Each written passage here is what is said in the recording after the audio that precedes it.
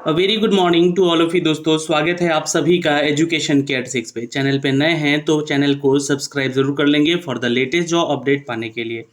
आप सभी को बता दें कि 22 जुलाई को एक नोटिफिकेशन अपडेट किया गया था और ये अपडेट दिया गया था कि आपका 29 जुलाई तक ये लास्ट डेट होगा बिहार एसएससी सीजीएल थर्ड के फॉर्म को एडिटिंग को लेकर, जहाँ पे एक पीडीएफ भी आपको जारी किया गया था, एक नोटिस जारी किया गया था। बताया गया था कि आप लोगों को कैसे और कब तक यहाँ पे अपने फॉर्म को सुधार कर लेना है, जो भी आपने त्रुटि किया है फॉर्म भरने में। लाखों अभ्यर्थी ऐसे थे जो कि अपने फॉर्म को सुधार करने के लिए प्रयास किए हैं और यहाँ पे 2 दिन तो वैसे भी लिंक इनका जो एक्टिव किया गया था उसके बाद 2 दिन लिंक खुल ही नहीं रहा था। इनफैक्ट सर्वर भी यहाँ पे बिहार एसएससी सीजीएल का थोड़ा सा डिस्टर्ब था, जिसके चलते यहाँ पे जो भी छात्र अभी तक फॉर्म नहीं भर पाए हैं यानी सुधार नहीं कर पाए हैं, वो सुधार करने का यहाँ पे प्रयास आज लास्ट डेट है, कर लीजिएगा। इस लिंक पे क्लिक कीजिएगा। जैसे ही आप इस लिंक पे क्लिक करेंगे तो आपको ये रजिस्ट्रेशन लॉगिन वाला पेज खुलेगा, जहाँ पे आपको रजिस्ट्रेशन नंबर डाल के अपना पासवर्ड डाल के, अब ये पासवर्ड बहुत सारे छात्र सोच रहे हैं कि हमें पासवर्ड कहाँ से मिलेगा। तो आपने जब अपना एप्लीकेशन फॉर्म भरा होगा तो उस समय आपको रजिस्ट्रेशन नंबर के साथ साथ आपके ईमेल आईडी पर आपका पासवर्ड भी शेयर किया गया था। इनफैक्ट आपको मैसेज भी गया होगा जहाँ पे आपका ये पासवर्ड होगा।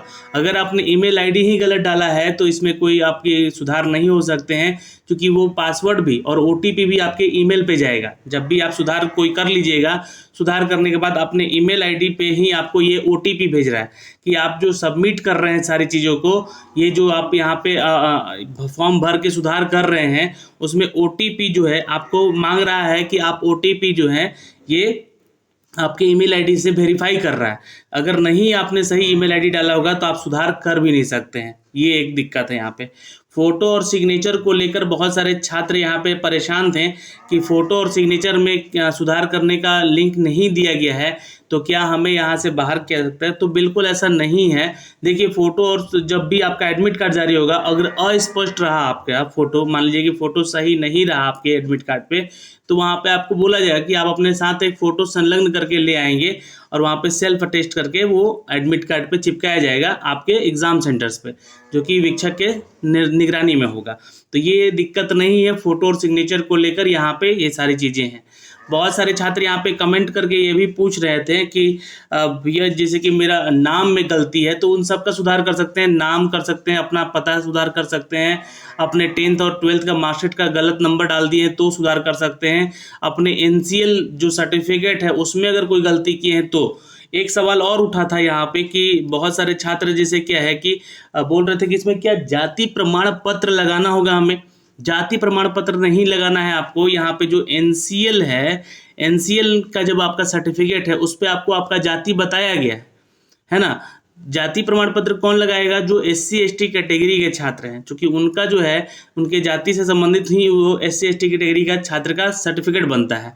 अब जो एनसीएल में है बहुत सारे कास्ट आते हैं, तो उस एनसीएल के सर्टिफिकेट पे जो है आपका जाति भी लिखा हुआ है, उसको पढ़िएगा अच्छे से, है ना। तो वो चीज़ें आपको वहाँ पर अपना एनसीएल का सर्टिफिकेट लगा दीजिएगा, काम हो जाएगा। अगर कोई त्रुटि हुआ है तो, है ना।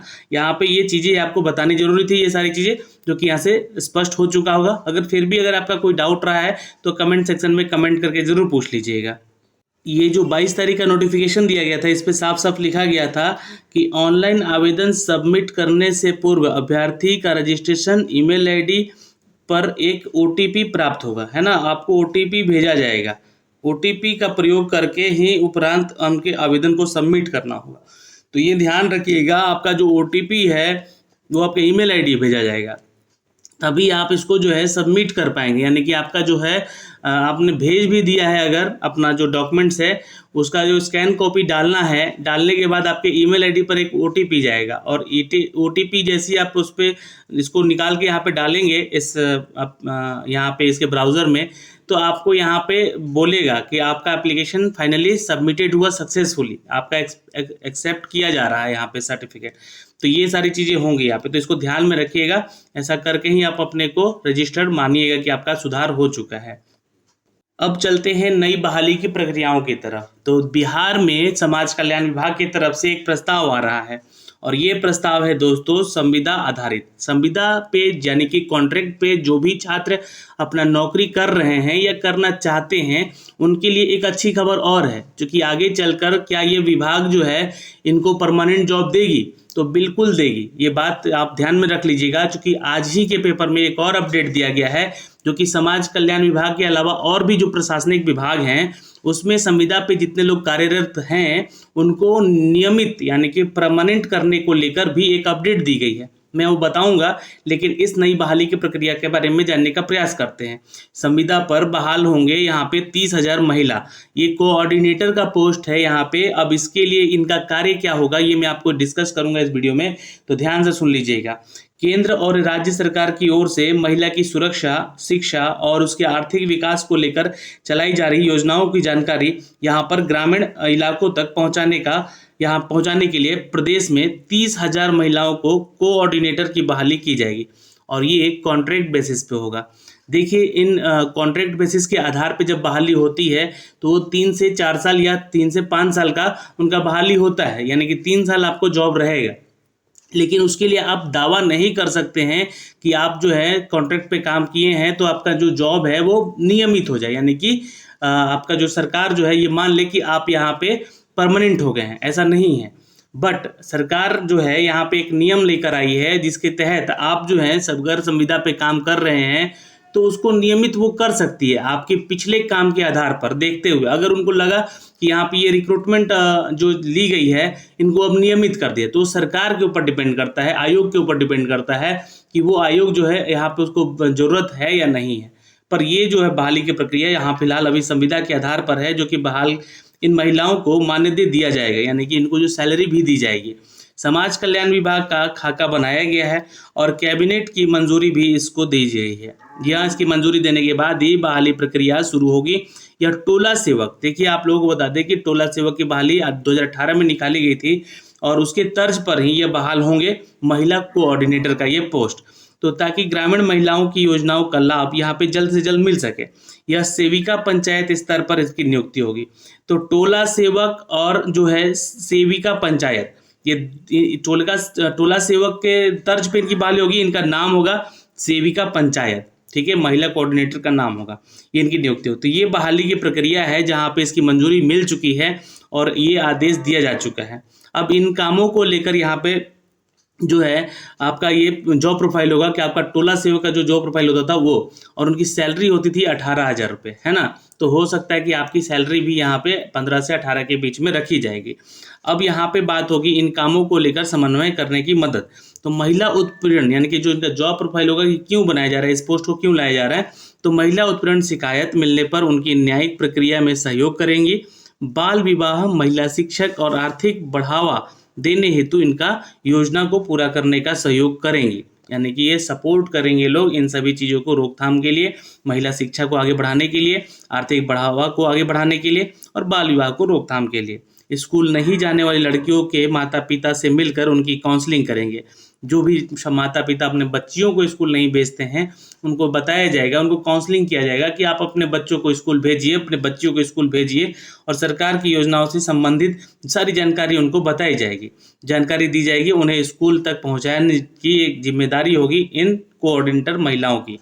तो आंगनबाड़ी केंद्र से मिलने वाली योजनाओं का प्रचार प्रसार भी करेंगी ये, और राशन कार्ड और आधार बैंक अकाउंट बैंक खुलवाने तक के सारी चीज़ों का यहाँ पे मदद करेंगी ये।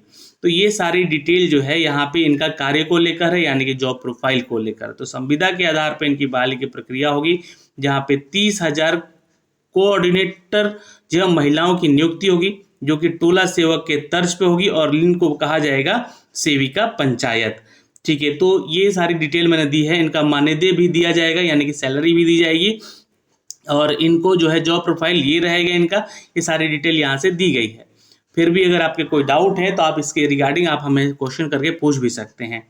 दोस्तों, आज के ही हिंदुस्तान खबर की एक अपडेट और आई है कि संविदा कर्मियों का नियमित बहाली में राज्य सरकार देगी प्राथमिकता, यानी कि जितने भी संविदा कर्मी हैं बिहार के उनको नियमित बहाली करने के लिए, ये नियमित बहाली अगर होती है कहीं, यानी कि देखिए मैंने आपको बोला ना कि ये नियमित करने के लिए एक अलग से प्रावधान रखा जाता है। वो सरकार और आयोग के ऊपर डिपेंड करता है। तो सरकार और आयोग चाहेगी तो आपकी जो बहाली है यानी कि जो आपका जॉब है वो परमानेंट हो सकता है।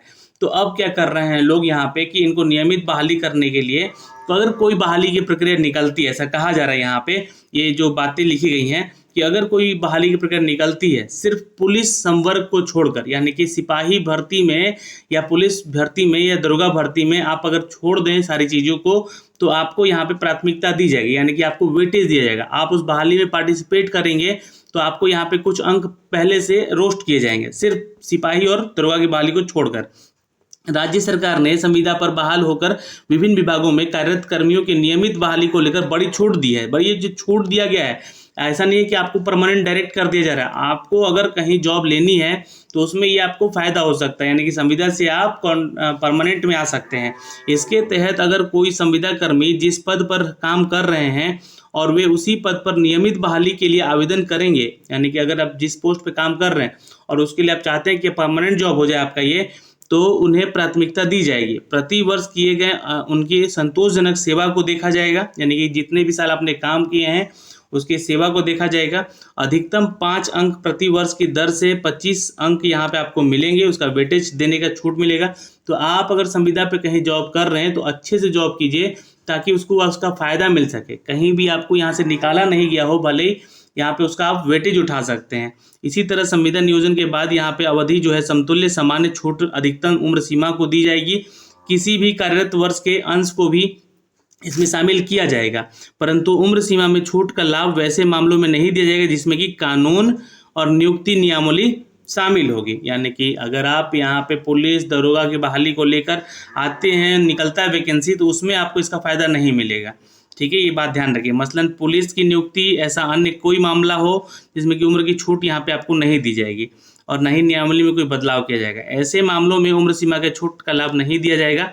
सामान्य प्रशासन विभाग ने गुरुवार को इसकी अधिसूचना जारी की है और अधिसूचना की जानकारी विभागों के अपर मुख्य सचिव, प्रधान सचिव, सचिव, विभागाध्यक्ष, डीजीपी, प्रमंडलीय आयुक्त की डीएम को भेज दिया गया है। तो ये आपको बता दें कि जो इसका लाभ है वो उन्हीं को मिलेगा जो कि अगर प्रशासनिक विभाग में कोई वैकेंसी आती है या फिर जिस पोस्ट पे वो काम कर रहे हैं उस पोस्ट की कोई वैकेंसी आती है तो उनको यहाँ पे उसका वेटेज मिलेगा, ये अंकों का। ठीक है, यानी कि वो परमानेंट हो सकते हैं अगर उस एग्ज़ाम को क्लियर करते हैं या आगे जाते हैं तो ये सारी प्रक्रियाओं के बारे में यहाँ से अपडेट दिया गया था दोस्तों। मेरे तरफ से ये आपको बताया गया कि 30,000 वैकेंसी आ रही है कोऑर्डिनेटर पोस्ट के लेकर, जहाँ पे टोला सेवक के तर्ज पे ये बहाली हो रही है, लेकिन ये पंचायत सेविका पंचायत कहलाएंगी। और जो वैकेंसीज के बारे में अपडेट दिया गया है मैंने आपको इस सारा डिटेल बता दिया है। आप लोग क्या करेंगे कि इसको शेयर करेंगे वीडियो को, और बिहार एससी का सीजीएल का अगर फॉर्म अब तक सुधार नहीं किया तो आज अंतिम तिथि है, सुधार जरूर कर लीजिएगा। जय हिंद।